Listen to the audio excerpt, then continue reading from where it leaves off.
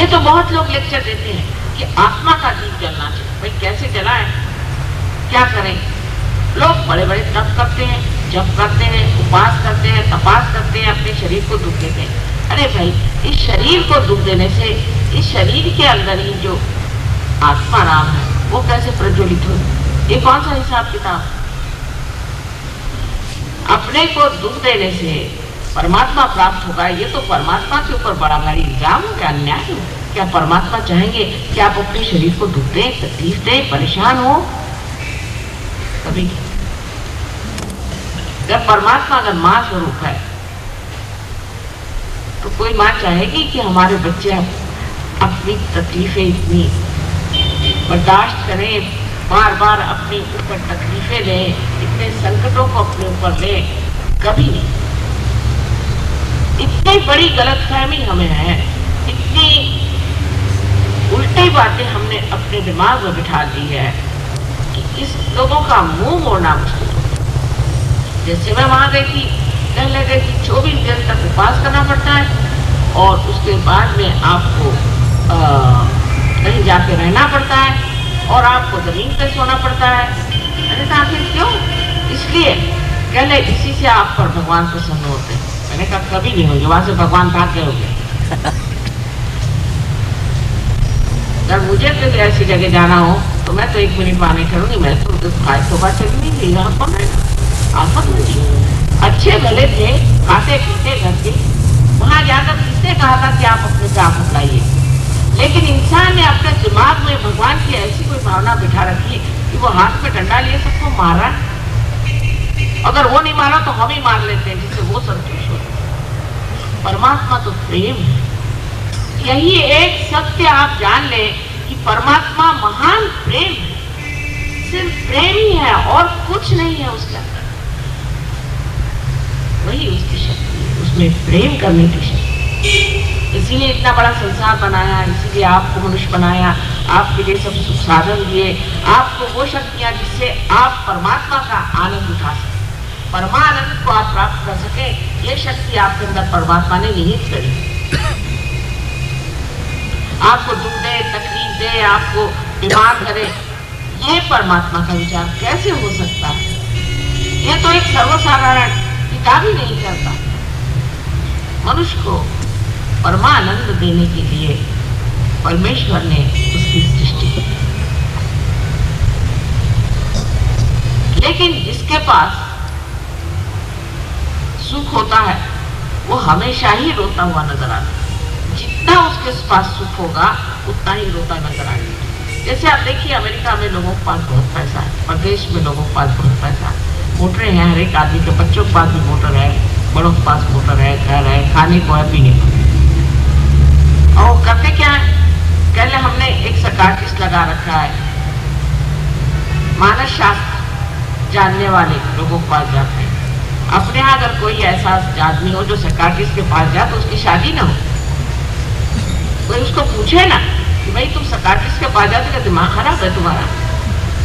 और वहां लोग पैसा खर्च करते हैं और बताते हैं कि आज इसके पास में गया था, कल उसके पास में गया था।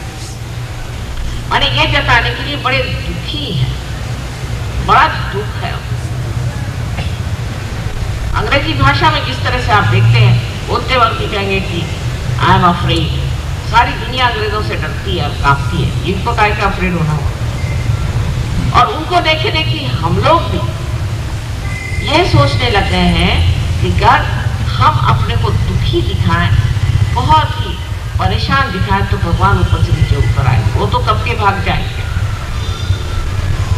पहली चीज है प्रसन्न चित्त रहना चाहिए। जो लोग प्रसन्न चित्त नहीं, उनको मैं रियलाइजेशन नहीं दे सकती भाई, सही बात। अरे भाई परमात्मा के दरबार में जाना है, वहां रोनी सूरत वालों को क्या प्रवेश मिल सकता है? और किस लिए रो रहे हैं आप? किस लिए दुखी हैं आप? क्या परेशानी है? आफत मची हुई है। एक बार इस दरबार में आके बैठो तो पता चलेगा कि अभी तक जो कुछ जाना है सो अज्ञान, अविद्या। परमात्मा का संसार जो है हर तरह की शक्तियों से संचालित है। जितने आपके टेलीकम्युनिकेशंस हैं उससे 1000 गुना ज्यादा उसके पास ऐसे टेलीकम्युनिकेशन है कि वो कभी चूकते ही नहीं। पर आप तो यहीं बैठे हुए हैं, यहां बैठे बैठे आप जिससे चाहे उससे आप आत्मीयता प्राप्त कर सकते हैं, जिसे चाहे आप उसका ट्रीटमेंट कर सकते हैं, जिसे चाहे आप उसको रास्ता बता सकते हैं। ये बात सही है, ये कोई झूठ बात नहीं। आपको आश्चर्य होगा कि 100 साल पहले इंग्लैंड में एक बड़े भारी कवि हो गए जिनका नाम था विलियम ब्लेक। बड़े भारी दूरदर्शी थे और बड़े भारी द्रष्टा थे। उन्होंने ऐसी ऐसी बातें लिख रखी है कि कोई विश्वास नहीं करता है कि उन्होंने ये तक लिख रखा है कि मेरा घर कहाँ है। उन्होंने ये लिख रखा है कि हमारा आश्रम पहले कहाँ बनेगा, किस प्रकार का मकान। रविंद्र बाबू का भी पढ़ा मैंने, पूरा महागणपति का वर्णन उन्होंने किया है, जो कि हमारे गणपतिपुरे में यहाँ महागणपति बैठे, पूरा वर्णन उनका करके रखा। कोई इधर तो जाता ही नहीं, देखता ही नहीं इसके पीछे में क्या लिखा क्या बताया। इनके जो दृश्य है, विजन्स है, वो हमने कभी देखे ही नहीं, जाने नहीं। सोचा नहीं, कवि की कल्पना है, चलो कल्पना में बैठे हैं, ये असलियत तो नहीं, क्योंकि वो दाल आटे का भाव नहीं बताते, इसलिए हमने उनको कवि कल्पना समझ के छोड़ दिया। ये बात सही नहीं।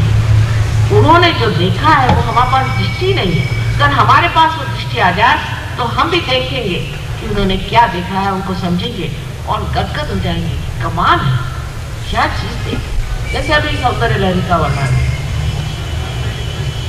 श्री गणेश का, कोई क्या है भाई श्री गणेश का वर्णन भी करने के लिए और उनको कोई काम नहीं। अभी आप क्या जानते क्या है इसके बारे में? कोई श्री गणेश की बात करें तो लोग कहते हैं हम तो मूर्ति पूजा नहीं मानते।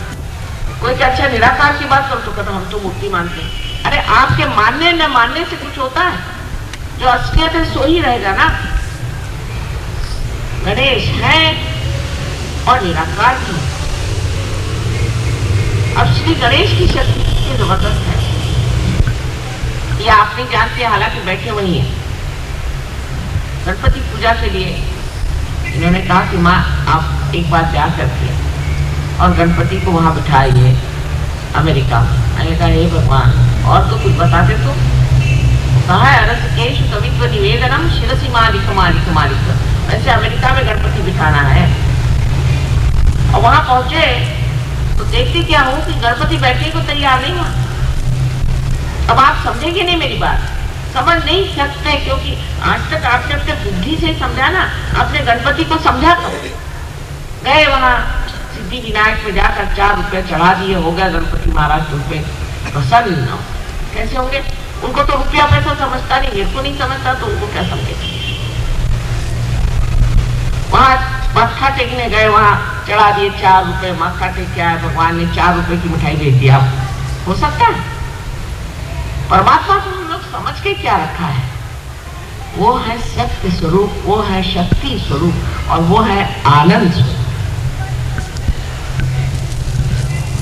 और वो आपके हृदय में आत्मा स्वरूप।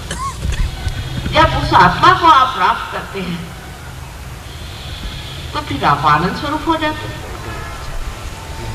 लेकिन ये आत्मा की बातें हैं, लोग बातें ही करते रहे, आज तक कहते रहे, इसमें कोई सत्य नहीं, इसलिए अच्छा है हम लोग ऐसी कोई चीज करें कि जिसके सामने दिखाई दे आंख। तो मैंने कहा अच्छा देख लीजिए, हम एक बात बताते हैं, आप उसका पड़ताला लीजिए। हमने कहा कि गणपति जो है ये कार्बन उसका तत्व है। कार्बन जो हर एक इस पे एक एक एलिमेंट बैठा है, वैसे गणपति जो है वो कार्बन पे बैठा है। तो कार्बन जो है उसका एक मॉडल बनाओ, उसके एटम का, और उसको देखो। तो आप अगर उसकी लेफ्ट साइड देखिएगा तो आपको वहां पर स्वस्तिक दिखाई देगा, और राइट साइड में देखिएगा तो आपको ओंकार दिखाई देगा, और नीचे से देखिएगा क्रॉस दिखाई देगा। और अभी 2 साइंटिस्ट ने कहा किया और कहा आपने मान तो सही बात नहीं, ऐसा ही दिखाई देता। अब इन साइंटिस्ट लोगों ने पूछेंगे मुझे आकर के कि आपको कैसे मालूम? अब मुझे तो मालूम है ही, लेकिन मुझे अगर कैसे मालूम है ये अगर मैं आपको नहीं बता सकती हूँ तो कम से कम ये तो बता सकती हूँ कि आपको भी मालूम हो सकता है। अब जितने बड़े बड़े हो गए, कबीर हो गए, नानक हो गए, हमारे यहाँ ज्ञानेश्वर जी हो गए, तुकाराम हो गए, साउथ में त्यागराज जी हो गए, सबने गाया और अनादि काल से गाते आए अपने देश में। इस देश का तो धरोहर ही है। मार्कंडेय के जमाने से हजारों 14,000 वर्ष पहले से उन्होंने शक्ति का गान गाया है और मूलाधार में गणपति का स्थान बताया है। ये मूलाधार क्या है, ये गणपति का स्थान क्या है, इधर किसका ध्यान ही नहीं। सब कुछ हम लोग विलायत से सीखने वाले हैं।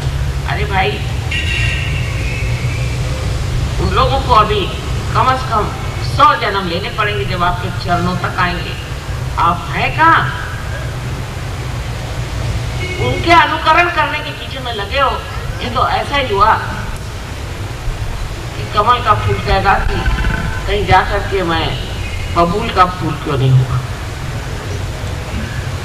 कहाँ आप और कहाँ वो? आपका उनका कोई मुकाबला नहीं, मेरा विश्वास है।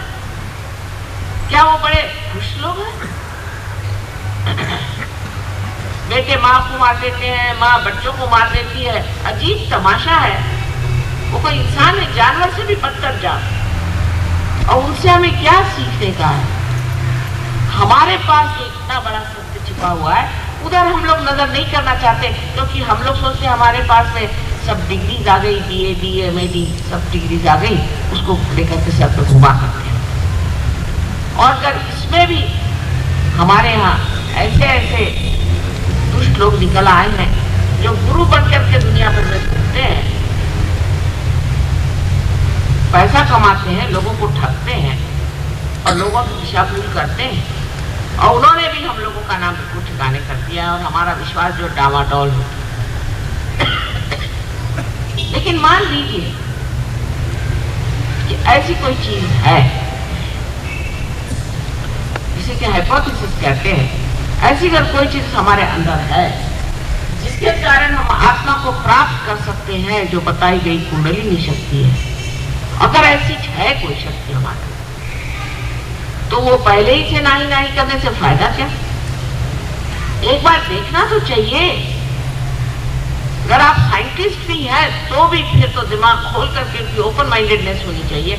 आपको देखना चाहिए कि माँ कह रही ये बात तो सही है या नहीं।